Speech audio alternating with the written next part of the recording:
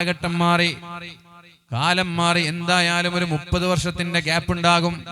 നമ്മുടെ ഉപ്പ വളർത്തുന്നതും നമ്മൾ നമ്മുടെ മക്കളെ വളർത്തുന്നതിന്റെയും ഇടയിൽ ഒരു 30 വർഷത്തിന്റെ വ്യത്യാസം ഉണ്ടാകും, ഡ്യൂറേഷൻ ഉണ്ടാകും. അതുകൊണ്ട് നിങ്ങളുടെ ഉപ്പമാര് വളർത്തിയതുപോലെ നിങ്ങൾ നിങ്ങളുടെ മക്കളെ വളർത്തരുത് എന്ന് മഹാനായ അലി ഇബ്നു അബീ ത്വാലിബ് റളിയല്ലാഹു അൻഹു പറയുന്നുണ്ട്.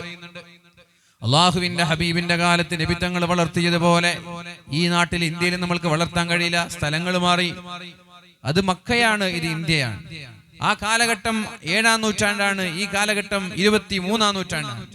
അതുകൊണ്ട് പ്രിയപ്പെട്ടവരെ, 21-ാം നൂറ്റാണ്ടാണിത്. അപ്പൊ പ്രിയപ്പെട്ടവരെ, ഞാൻ പറഞ്ഞു വരുന്നത് കാലഘട്ടത്തിനനുസരിച്ച് മക്കളെ വളർത്തുന്ന ശൈലിയിൽ മാറ്റം വരും.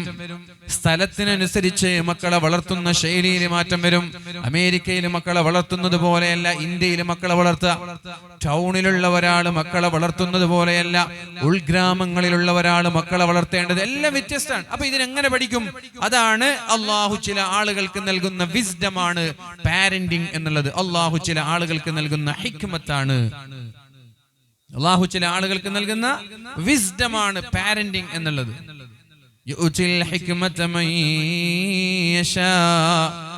അല്ലാഹു തആല ഈ വിസ്ഡം നൽകുന്നത്, ഹിക്മത്ത് നൽകുന്നത് അള്ളാഹു ഉദ്ദേശിക്കുന്ന ആളുകൾക്കാണ്.